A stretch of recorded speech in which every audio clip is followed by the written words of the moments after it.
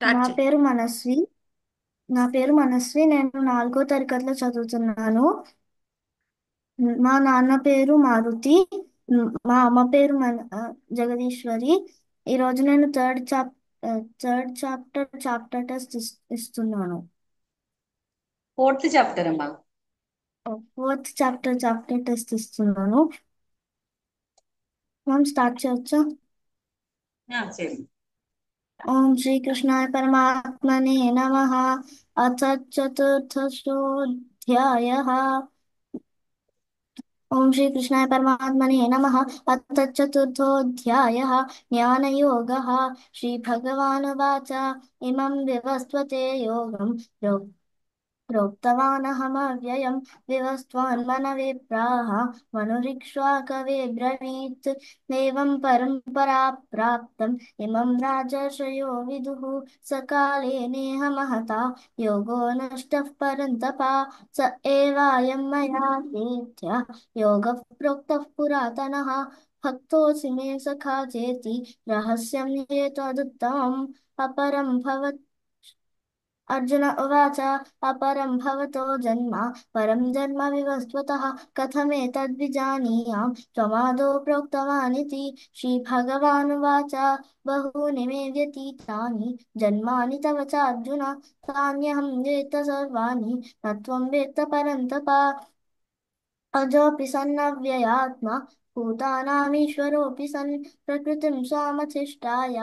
सम्भवाम्यात्म सम्भवाम्यात्ममायया यदा यदा हि धर्मस्य ग्लानिर्भवति भारत अभ्युत्थानमधर्मस्य तदात्मानं सृजाम्यहं परित्राणाय साधूनां विनाशाय च दुष्कृतां धर्म संस्थापनार्थाय सम्भवामि युगे युगे जन्म कर्म च मे दिव्यम् एवं यो वेत्ति तत्त्वतः त्यक्त्वा देहं पुनर्जन्म नैति मामेति सोऽर्जुन वीतरागभयक्रोधाः मन्मया मामुपाश्रिताः बहवो ज्ञानतपसा पूता मद्भावमागताः ये यथा मां प्रपद्यन्ते संस्तथैव भजाम्यहम् मम वर्त्मानुवर्तन्ते मनुष्याः पार्थ सर्वशः काङ्क्षन्तः कर्मणां सिद्धिं यजन्त इह देवताः क्षिप्रं हि मानुषे लोके सिद्धिर्भवति कर्मजा चातुर्वर्ण्यं मया सृष्टं गुणकर्मविभागशः तस्य कर्तारमपि मां विद्यकर्तारमव्ययं न मां कर्माणि लिम्पन्ति न मे कर्मफले स्पृहा इति मां योऽभिजानाति कर्मभिर्न स बध्यते एवं ज्ञात्वा कृतं कर्म पूर्वैरपि मुमुक्षुभिः कुरु कर्मैव तस्मात् त्वं पूर्वैः पूर्वतरं कृतं किं कर्म किमकर्मेति कवयोऽप्यत्र मोहिताः तत्ते कर्म प्रवक्ष्यामि यज्ञात्वा मोक्षसे शुभात् कर्मणो ह्यपि बोधव्यं च विकर्मणः अकर्मणश्च बोधव्यं गहना कर्मणो गतिः कर्मण्यकर्मयः पश्येत् अकर्मणि च कर्म यः स बुद्धिमान् मनुष्येषु स युक्तः कृत्स्नकर्मकृत् यस्य सर्वे समारम्भाः कामसङ्कल्पवर्जिताः ज्ञानाग्निदग्धकर्माणं तमाहुः पण्डितं बुधाः त्यक्त्वा कर्मफलासङ्गं नित्यतृप्तो निराशयः कर्मण्यभिप्रवृत्तोऽपि नैव किञ्चित् करोति सः निराशीरतचित्तात्मा त्यक्तु सर्वपरिग्रहः शारीरं केवलं कर्म कुर्वन्नाप्नोति किल्बिषं यदृच्छालाभसन्तुष्टः द्वन्द्वातीतो विमत्सरः समसिद्धावसिद्धौ च कृत्वापि न निबध्यते गतसङ्गस्य मुक्तस्य ज्ञानावस्थितचेतसः यज्ञाय आचरतः कर्म समग्रं प्रविलीयते ब्रह्मार्पणं ब्रह्म हविः ब्रह्माग्नौ ब्रह्मणाहुतं ब्रह्मैव तेन गन्तव्यं ब्रह्मकर्म समाधिना दैवमेवापरे यज्ञं योगिनः पर्युपासते ब्रह्माज्ञावपरे यज्ञेनैवोपजुह्वति श्रोत्रादीनीन्द्रियाण्यन्ये संयमाग्निषु जुह्वति शब्दादीन् विषयानन्ये इन्द्रियाग्निषु जुह्वति सर्वाणि इन्द्रियकर्माणि प्राणकर्माणि चापरे आत्मसंयमयोगाग्नौ जुह्वति ज्ञानदीपिते द्रव्ययज्ञास्तपो यज्ञाः योगयज्ञास्तथा परे प्राणापानगति प्राणापानगतिरुद्ध्वा प्राणायामपरायणाः अपरे नियताहारा మనస్వి మిస్ అయింది. ద్రవ్య యజ్ఞాస్త మళ్ళీ చెప్పు. మూడో పాదం మిస్ అయింది. द्रव्ययज्ञास्तपो यज्ञाः ज्ञानयज्ञास्तथा परे కాదు కాదమ్మ, మళ్ళీ చెప్పు. ద్రవ్య యజ్ఞాస్తపో యజ్ఞ भावयज्ञास्तपो यज्ञाः योगयज्ञास्तथा परे प्राणापानगतिरुत्वा స్వాధ్యాయ జ్ఞాన స్వాధ్యాయ स्वाध्यायज्ञाश्च यतयः संशितव्रताः अपाने जुह्वति प्राणं प्राणे पानं तथा परे प्राणापानगतिरुत्वा प्राणायामपरायणाः अपरे नियताहाराः प्राणान् प्राणेषु जुह्वति सर्वेऽप्येते यज्ञविधाः यज्ञक्षपितकल्मषाः यज्ञशिष्टामृतभुजः यान्ति ब्रह्म सनातनं नायं लोकोऽस्य यज्ञस्य कुतोऽन्यः कुरु सत्तमा एवं बहुविधा यज्ञाः वितता ब्रह्मणो मुखे कर्मजान् विद्धि तान् सर्वान् एवं ज्ञात्वा विमुक्ष्यसे श्रेयान्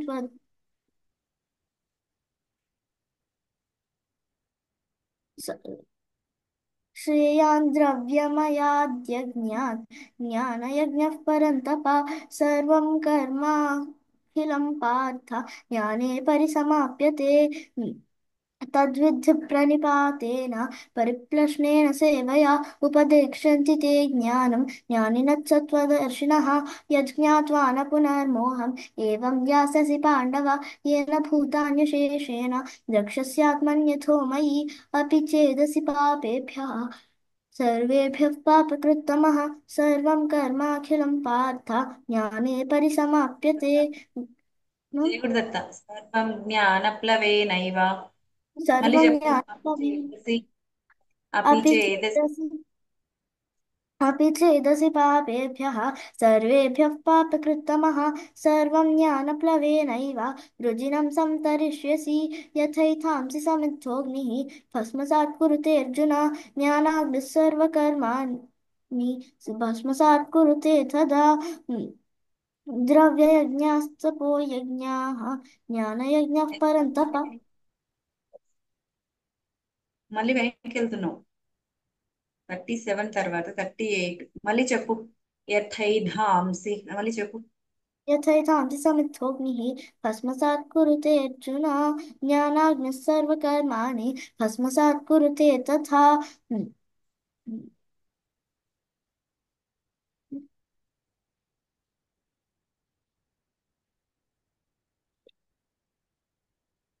నహి జ్ఞానేన సదృశం.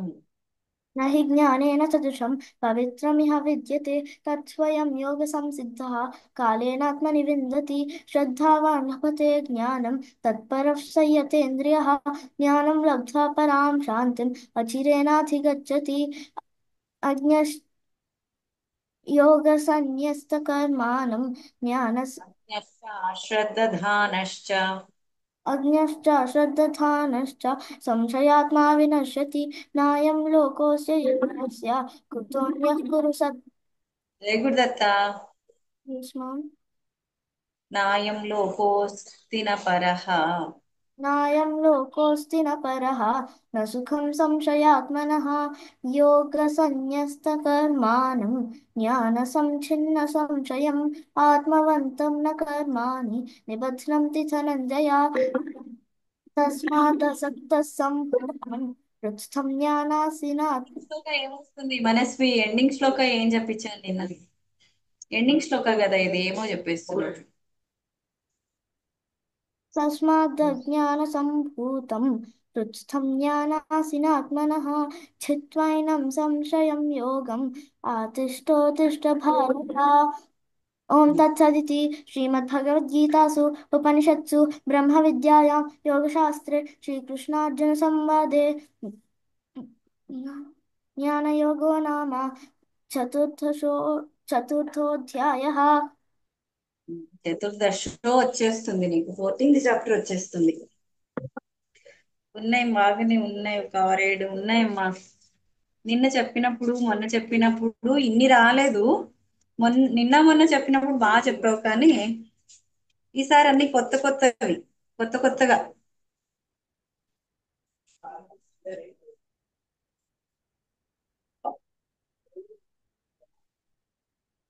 ఫోర్టీన్త్ శ్లోకం ఇంకొకసారి చెప్పు. నమాం కర్మాణి లింపంతి. మాం కర్మాణి సారీ లింపంతి సారీ న మే కర్మఫలే స్పృహ ఇతి మామ్యోऽభిజానాతి కర్మభిర్న స బధ్యతే. యస్య సర్వే సమారంభాః యస్య సర్వే సమారంభాః కామసంకల్పవర్జితాః జ్ఞానాగ్నిదగ్ధకర్మాణం తమాహు పండితం బుధాః.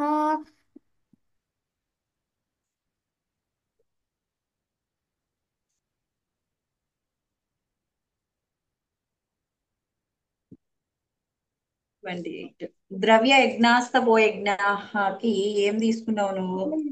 29లో 28 మూడో పాదం చెప్పాలి. అది 29లో మూడో పాదం చెప్పావు. మళ్ళీ చెప్పు. ద్రవ్య యజ్ఞాస్తపో యజ్ఞాః. ద్రవ్యయజ్ఞాస్తపో యజ్ఞాః योगयज्ञास्तथा परे तथा परे प्रा- द्रव्ययज्ञास्तपो यज्ञाः योगयज्ञास्तथा परे प्राणापानगतिरुद्ध्वा అదే प्रा చెప్తున్నాను కదా, 29లోకి వెళ్ళిపోతున్నావు. ప్రాణాపానగతి రుద్ధ్వా, దానికి స్టార్టింగ్ ఏంటంటే అపానే జుహ్వతి ప్రాణం, అది వస్తుంది. ఇక్కడ స్వాధ్యాయ జ్ఞాన యజ్ఞాశ్చ యతయ సంశ్రిత వ్రతాః. 28. 29లోకి వెళ్ళిపోతున్నావు. అంటే మూడో పాదం ఇది చెప్పకుండా 29లో మూడో పాదం చెప్పేస్తున్నావు. అట్లనే 30 కూడా అంతే. యజ్ఞ ఇది చెప్పు. 30 చెప్పు. అపరే నియతాహారాః. अपरे नियताहाराः प्राणान् प्राणेषु जुह्वति सर्वेऽप्येते यज्ञविदः దానికి यज्ञक्षपितकल्मषाः. మహాప్రాణం పెట్టారు. ఆ, విదహ అంతే, దానికి మహాప్రాణం పెట్టేశావు. తర్వాత 39 తర్వాత డైరెక్ట్ 41కి వెళ్ళిపోయావు. అగ్నశ్చ శ్రద్ధానశ్చ చెప్పలే. శ్రద్ధావాన్ లభతే జ్ఞానం చెప్పది చెప్పు. श्रद्धावान् लभते ज्ञानं तत्परः संयतेन्द्रियः ज्ञानं लब्ध्वा परां शान्तिम् अचिरेणाधिगच्छति. अज्ञश्च श्रद्धानश्च संशयात्मा विनश्यति नायं लोकोऽस्य यज्ञस्य పోతుంది. నాయం లోకోస్య యజ్ఞస్య కాదు కదా, నాయం नायं లోకోస్య పరః. लोकोऽस्ति न परः न सुखं संशयात्मनः. అంతే అమ్మ. లాస్ట్ ఎండింగ్ శ్లోకా కూడా తప్పు చెప్పావు. నిన్న మనం స్టార్టింగ్ ఎండింగ్ బాగా ప్రాక్టీస్ చేసాము. లాస్ట్ శ్లోక చెప్పు. ఎండింగ్ శ్లోక చెప్పు. तस्मादज्ञानसम्भूतं हृत्स्थं ज्ञानासिनात्मनः छित्त्वैनं संशयं योगम् आतिष्ठोत्तिष्ठ भारत. ఓకే, అంతే. ఇవే మిస్టేక్స్. ఇవి మరి రిపీట్ కాకోకుండా నాకు రేపు ఒకసారి చెప్పేసి దీన్ని. ఓకే అంతే. అమ్మా. జయ గురుదత్త. జయ గురుదత్త అమ్మా.